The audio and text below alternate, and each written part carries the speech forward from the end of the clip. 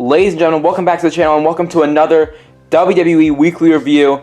If you don't know how this works, basically what I do is I take everything that happened on Monday Night Raw and Friday Night SmackDown and I put them into a WWE action figure setup, and I basically review what happened on the entire show, with Raw first and then SmackDown, and at the end I rate the shows.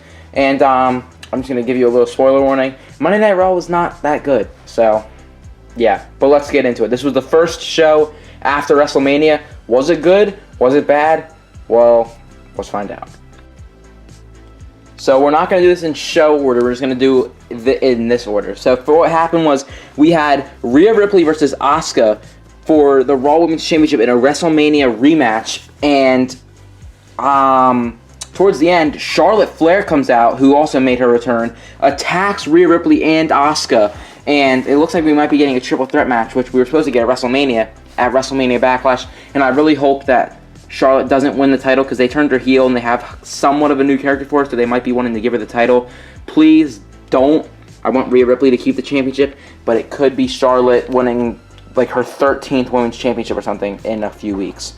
But yeah, Charlotte Flair's back. She's a heel. She attacks these two. So Asuka's the face in the feud, Rhea is the face heel, and Charlotte is the heel. So yeah, it's going to be a good match though, so I'm excited. Then we had an episode of The Dirt Sheet with John Morrison and The Miz, as well as Maurice was there, because it was an announcement for the next episode or season or whatever of Miz and Mrs. And John Morrison was being an idiot and asking like what happens in the episode, and then they're like, John, you're in it. And he goes, oh yeah, I am. And then Damian Priest comes out, and without Bad Bunny, so it looks like Bad Bunny is done with WWE. We kind of thought that because of WrestleMania. After that, he had his tour and he left. But we didn't know if he was going to come back or not. But it seems like he's done, and now Damian Priest is on his own. But they're kind of still in a rivalry. But The Miz and John Morrison did say they have respect for Bad Bunny now. But then we got a 2-on-1 handicap match between The Miz and John Morrison versus Damian Priest, where Miz and Morrison did end up winning by cheating. The Miz did a roll-up, and Maurice put Miz's feet on the ropes and held him up so that he had leverage. But before he could get out of the ring, Damian Priest grabbed him and Miz ran away, but his suit pants got ripped off because this match happened while they were in their business clothes, so they weren't in wrestling attires, and his pants got ripped off, so that's why the Miz is covering his private parts up with John Morrison's jacket, because he was only in his underwear and dress shoes. But yeah. Then over here, at the beginning of the show, we had Bobby Lashley show up, and he was talking about how he's the most dominant champion, and he beat Drew McIntyre and stuff. And then we had Matt Riddle interrupt him, so it seems like Matt Riddle's in the world title picture. No. Bobby Lashley destroyed Matt Riddle, and it seems like Matt Riddle's push may be over, because Sheamus won the title, and Matt Riddle didn't do anything on Raw, and Bobby Lashley destroyed him, the WWE champion.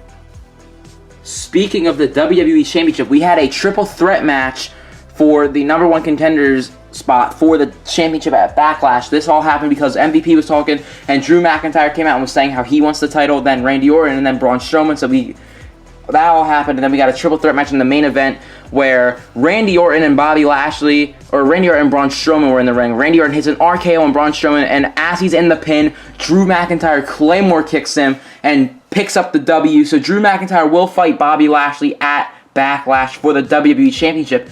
But then MVP comes out and he just stands at the ramp. Drew McIntyre turns around and bam!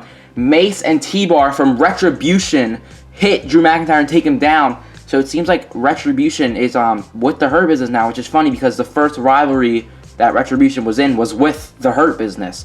So it seems like the Hurt Business, instead of Cedric and Shelton, it's now Bobby, MVP, and Retribution. Just Mace and T-Bar though. Slapjack, Reckoning, and Ali are not in it. Then over here we had Alexa Bliss explaining why she turned on Bray Wyatt, and basically she was saying, how would it feel if you had someone who had the darkness take over and tell you everything they know and then just abandon you? So basically when the Fiend got lit on fire, she got abandoned by Bray. And then she learned all the darkness and she doesn't need Bray Wyatt anymore, so she turned on him. And then she said, meet Lily, and this is basically, if you remember, like last December 2019, the Fiend had this weird, like, looking puppet thing of a miniature Fiend that stalked The Miz. Well, Alexa Bliss has that now, and her name is Lily. It's like a puppet or something, and her teeth are made out of skulls and stuff, and she's really creepy looking, but we don't know what's going on. But yeah, so Alexa Bliss is not with Bray Wyatt anymore. speaking of Bray Wyatt, we finally got the Firefly Funhouse. And it was basically Bray Wyatt talking about friendship and how he had his best friend turn on him. And then we had a funny moment where Abby the Witch said, F that B word. And Bray goes, hey, don't use that language in here. And then she goes, F that. But they bleep it out, of course. And then Bray Wyatt goes, witches be wildin'. Because, you know, B words be wildin'. Yeah, it was pretty funny. Bray Wyatt's really funny. And, yeah, I'm excited to see what's going to happen. Are we going to get The Fiend versus Demon Alexa Bliss Fiend something at SummerSlam or something? Or Money in the Bank or whatever? I don't know, but how cool would it be if Alexa Bliss was in the Money in the Bank ladder match, and right as she's about to win, The Fiend, like, throws her off the ladder or something? That'd be cool. I don't know what they're going to do with this, but it's pretty interesting. And Bray Wyatt is a genius, so I'm excited to see what he's going to do.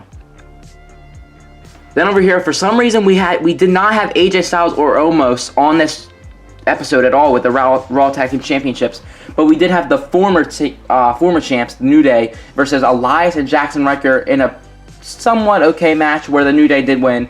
Honestly, who cares? Then we had Nia Jax and Shayna Baszler versus Mandy Rose and Dana Brooke. This all happened because Nia Jax and Shayna Baszler were repeatedly watching Mandy Rose trip at WrestleMania. Mandy Rose eventually came back and she smacked Nia Jax.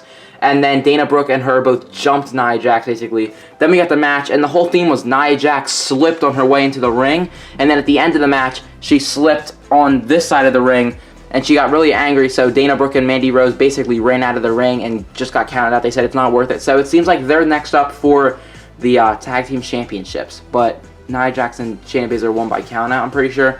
But it was kind of weird because they played Dana Brooke's and Mandy Rose's music. I don't know. And then the final thing is we had Cedric Alexander and Shelton Benjamin versus the returning Viking Raiders. We had Eric in the ring, and Ivar is finally back. So now Eric can actually be used instead of being a jobber for the 24/7 championship.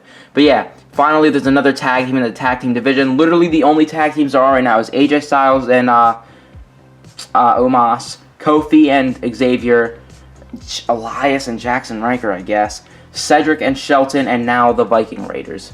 But yeah, so that was basically it for Raw.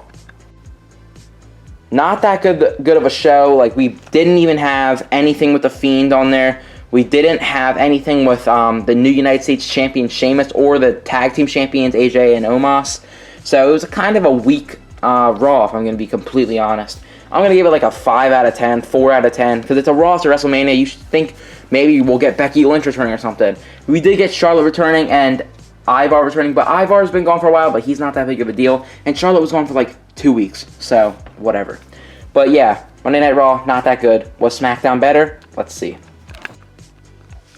So, was SmackDown a better show? In my opinion, yes. Definitely yes. A way better show, and I'm going to tell you what happened on the show, which will make you think it was a better show. I don't know. But yeah, it was a better show. Let's get into it. The show kicked off with Roman Reigns, Jey Uso, and Paul Heyman talking about how he got rid of Edge and Daniel Bryan. He did what he said what he was going to do at WrestleMania, and then he did it at WrestleMania. And now no one else is going to step up to him. And right as he thinks no one's there that's man enough to step up to him, Cesaro comes out, and right as he goes to get a microphone, Roman Reigns, Jey Uso, and Paul Heyman just leave. They don't even listen to him. They just walk away before Cesaro can even get a word in. Thought that was pretty funny. And the whole story for the rest of the show was, can Cesaro get a match with Roman Reigns? The answer was no. He would get a match with Jey Uso in the main event, though. But we'll move on to that in a little bit. Then we had Rey Mysterio versus Otis. And at the end of the match, Otis went for a splash, but Rey Mysterio moved. Then Rey went for a splash off the top rope. Otis caught him. Rey flipped around and got him in a roll-up. 1, 2, 3, and Rey Mysterio wins. And we could be getting a number one contender match between Rey Mysterio and Dominic Mysterio versus Alpha Academy, and the winners face the SmackDown Tag Team Champions.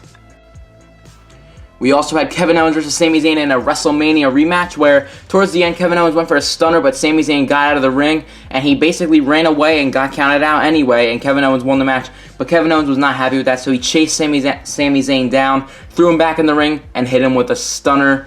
And yeah, this was another really, really good match. So Sasha Banks was being interviewed, and before she could even say anything, she immediately just got super mad. She was like fuming, trying to pull her hair out and stuff, and eventually she just walked away. And yeah, so we might be getting Bianca versus Sasha at a rematch, but they didn't really build that up yet. They're just, Bianca's really happy. Sasha is the complete opposite. She's really mad. Then we had the Street Profits versus the SmackDown Tag Team Champions, Robert Roode and Dolph Ziggler, where the Street Profits actually lost. I thought for sure they were going to win because Bianca's the champ now, and I have a feeling they're doing this thing where, because Montez Ford keeps taking the pins and Angelo Dawkins isn't, where they're going to have Angelo Dawkins turn on Montez since he's the big guy, turn him heel, and split this team up, which would be really stupid because they're going to do it, have a rivalry for like a month, and then they're not going to do anything after that. Because do you see either of these as World Heavyweight Champions or like the mid-card champions? No. They're a perfect tag team. They're a perfect tag team. So keep them as a tag team. I don't know why I have that feeling, but I just do. Because the Dirty Dogs are still the SmackDown Tag Team Champions. And in the main event, we had Paul Heyman say, can Cesaro get his match? He can. Cesaro in the main event will face Jey Uso. So we got Cesaro versus Jey Uso. Basically, if you want a match with Roman Reigns, you have to beat Jey Uso, which is pretty easy recently. Everyone's been able to beat Jey Uso. And right as Cesaro was about to beat Jey Uso, Seth Rollins came back and destroyed Cesaro, started beating him up and everything. And then Seth Rollins was saying, this does not end on your terms, it ends on my terms. I will end this, not you. So it seems like this match at WrestleMania, this rivalry will still go. And I honestly think it should have ended at WrestleMania. Cesaro got his moment. Seth Rollins put him over. Seth Rollins moves on to like an Intercontinental Championship match or something, and Cesaro moves on to Roman Reigns. I don't think they should fight again, because if they fight again, are they really going to have Seth Rollins lose again, or is Seth Rollins going to beat Cesaro? Because if Seth Rollins beats Cesaro, then you can't have Cesaro fight Roman Reigns, because he just lost to Seth Rollins, so Seth Rollins should fight Roman Reigns. Or maybe they'll do something where like Jey Uso interferes and we get a triple threat match. Imagine a triple threat match at SummerSlam where Cesaro pins Rollins to become the Universal Champion. Oh my god, that would be awesome. But yeah, that was it for SmackDown. Pretty good show. SmackDown was a pretty good show. I'm going to give it an 8 out of 10. The only thing I'm a little disappointed about is how these guys are still the champs. And other than that, pretty good show. Oh, and this rivalry sucks. And I kind of wish Sasha Banks had a match because she's really good. But other than that, this was a really good show. I love how they're planting the seeds for Rollins, Cesaro, and Roman Reigns. And yeah, make sure you guys hit the like button and subscribe, turn on the post notifications, and I'll see you guys in the next video. Peace out.